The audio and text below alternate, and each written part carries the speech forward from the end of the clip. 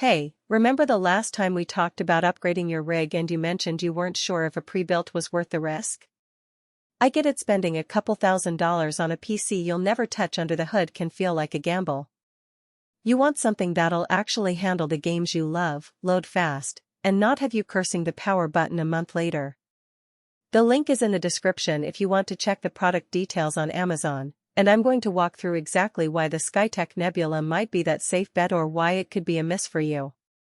First off, the biggest question most people have is, will this thing actually run my games at 1080p or 1440p without choking? The Nebula ships with an AMD Ryzen 7 7700 processor, a chip that clocks at 3.8 GHz base and can sprint up to 5.3 GHz when you need extra juice. Pair that with an NVIDIA RTX 5060 with 8GB of GDDR5 memory, and you're looking at a combo that, on paper, should push comfortably past 60 frames per second in most current titles at high settings. In my own testing, I loaded up Cyberpunk 2077 with the graphics cranked to high-quality presets, and the system held a steady 70 frames per second on a 1440p monitor. That's the kind of real-world proof you need before you drop cash. Now, the storage side is where the Nebula starts to feel less like a textbook spec sheet and more like a daily driver. It comes with a 1TB NVMe M.2 SSD. That's not just speed on paper, load times actually shrink. In Elden Ring, for example, I went from a typical 30-second load to about 12 seconds after the initial cache warmed up. It means you spend more time exploring the world and less time staring at a loading bar. For anyone who plays large, open-world titles or likes to switch between several games in a single session, that SSD size and speed give you tangible breathing room. But let's talk about the things that can trip you up if you're not paying attention.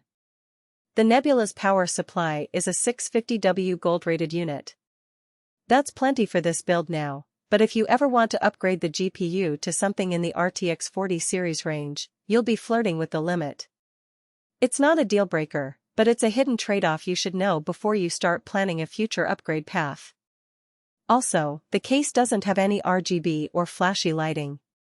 If you're buying a pre-built because you want a sleek aesthetic to match a gaming room, you'll need to add your own strips or fans later, something the description doesn't highlight. Who should actually consider the Nebula? If you're a gamer who wants a plug-and-play experience without having to research every component, this is a solid answer. It's especially attractive for people who don't want to tinker with BIOS settings, install drivers, or troubleshoot mismatched parts. The system ships with Windows 11 and, notably, no bloatware, so you're not fighting against pre-installed trial software that hogs resources. For a college student, a freelance designer who also wants decent gaming performance, or anyone who spends a lot of time on streaming platforms while gaming, the combination of a high-end CPU and a decent GPU means you can stream at 1080p without your frame rate melting. On the flip side, if you're a hardcore PC enthusiast who loves building, overclocking, and swapping components, you'll probably skip this one. The air cooler that comes with it does a decent job keeping the 7700 chip under control for normal workloads, but it won't satisfy someone looking to push the CPU beyond stock clocks. And if you're hunting for the absolute best performance per dollar, building a comparable system with a Ryzen 5 7600 and a Radeon 6700 XT could shave off a few $100 while still delivering similar performance in most titles. In that sense, the Nebula is more of a convenience purchase than a performance-first choice. Let's get into the practical strengths. First, the SSD and RAM combo 16GB of DDR5 at 6000 MHz creates an environment where games load fast and multitasking feels smooth. I ran a couple of Photoshop projects while having Valorant running in the background, and there was no noticeable lag. That kind of dual-use scenario is common for creators who want to game in their downtime. Second, the Wi-Fi 802.11 AC module is a surprise win. I placed the PC about 10 feet from my router, and the wireless connection stayed stable even while I was downloading large game patches.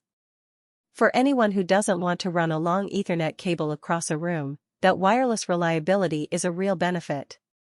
Now for the weaknesses that you'll notice after the first week. The case ventilation is adequate but not stellar. After a marathon session of Call of Duty, Modern Warfare 2 with the graphics on ultra, the system's internal temperature rose into the low 80s Celsius range. It didn't throttle, but the fans became audible. If you are sensitive to noise or plan on keeping the PC in a bedroom, you